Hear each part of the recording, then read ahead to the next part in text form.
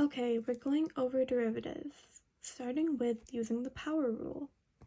For this first problem, we are going to be finding the derivative of f of x equals 4x squared minus 2 root x plus 5. So what we can't have when we're taking a derivative are roots and fractions. Nothing can be in a denominator. So we're going to change this root over here.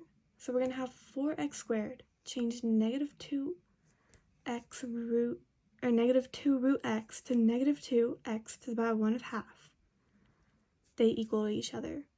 Then the 5 will stay the same as well. So to perform the power rule, we're going to bring down the 2 and multiply by the 4, which will give you 8. And then 2, we're going to subtract 1, which will leave you with 1.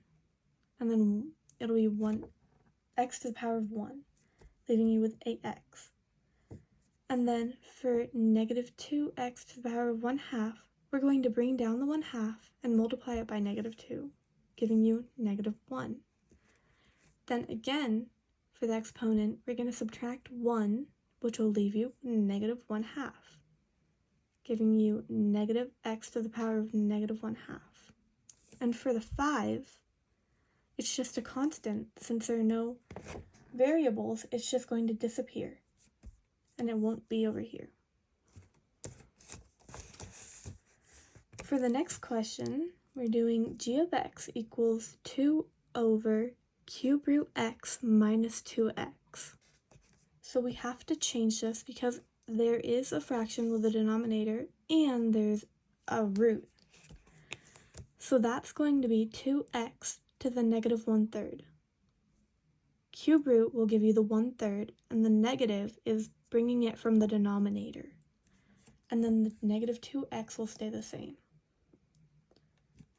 So to perform the power rule, we're going to bring down the negative 1/3 and multiply it by 2, which will give you negative 2 over 3. And then we're going to subtract 1 from the negative 1/3, which is negative 1/3 minus 3 over 3, giving you negative 4/3. And the negative 2x, you bring down the 1 and multiply it by negative 2, giving you negative 2. And then 1 minus 1 is 0. X to 0 is going to be 1, and 1 times negative 2 is negative 2, giving you this answer. The next question is f of x equals square root of 2x minus 3. And this, we're going to be using the power rule and the chain rule. So we're going to convert the root into a 1/2, but of this whole function. It'll be in the parentheses. So first we're going to perform the power rule. We're going to bring down the 1/2 right here, and then we're going to subtract 1 from the exponent, which will give you negative 1/2. Then with the chain rule, we're going to take the derivative of the inside and multiply it.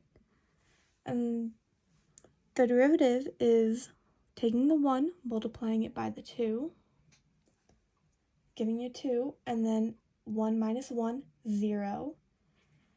X to 0 is 1 times 2 is just 2. And then you multiply that 2 by this equation, by this part, and that's the answer. For the next question, we're going to be doing the same thing as the previous one. So f of x is equal to 2 over x squared minus 4 to the power of 3. We have to take this from the denominator and move it up. And this 3 is just fine. So we're going to make that negative, taking it out of the denominator. So first, we're going to take the negative 3 and bring it down and multiply it by the 2, giving you negative 6. The x squared minus 4 is just going to stay the same. And then we're going to take the negative 3, subtract 1, giving you negative 4. Now, using the chain rule, we're going to take the derivative on the inside. 2, bring it down, 2x. And then the 2 minus 1, x to the power of 1, just leaving you with 2x. The constant will disappear again. Okay, now we're going to move on to derivatives with sine and cosine. So the first problem is y equals 3 cosine x. Oh, my cat's meowing.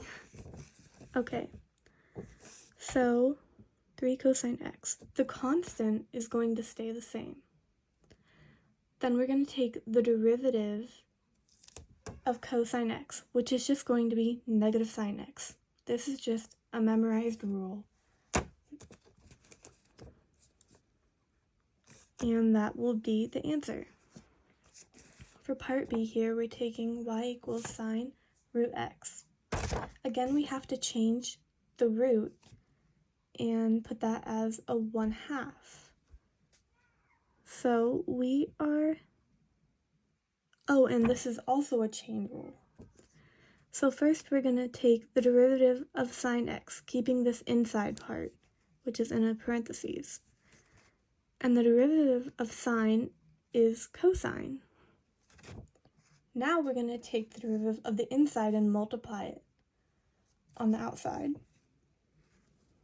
And that would be bringing down the 1/2 and multiplying it by x, and then the exponent minus 1, which will leave you with negative 1/2.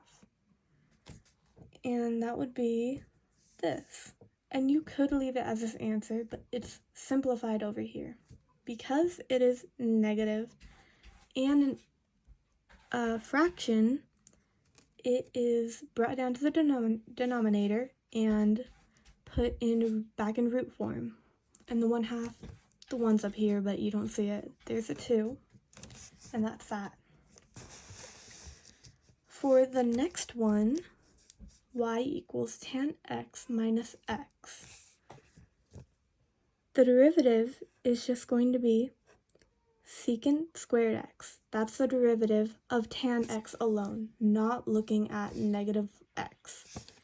Then you take the derivative of negative x separately. Bring down the 1, and that's negative 1, x to the power, and then 1 minus 1, x to the power of 0 is 1. 1 times negative 1 is just negative 1.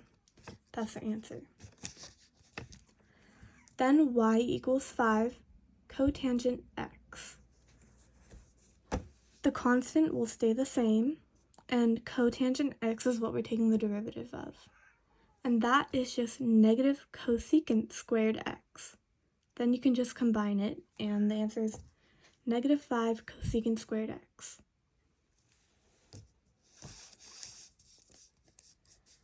Next is y equals cosecant 8x. So again, the constant will stay the same, but this is the power rule and the no power rule. It's the chain rule. So we're going to take the derivative of cosecant, and that is negative cosecant x cotangent x. But since it's 8x here, we're leaving it in. This is the inside, you don't touch it. Then, when you do the chain rule, you take the derivative of this inside, which is bring down the 1, that's 8, and then the x, 1 minus 1, x to 0 is 1. 1 times 8 is just 8. Multiplying that by this.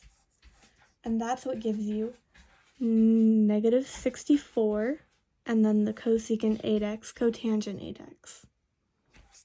The next problem is y equals 9x minus secant x. The derivative of 9x is simple. You bring down the 1, multiply it by 9.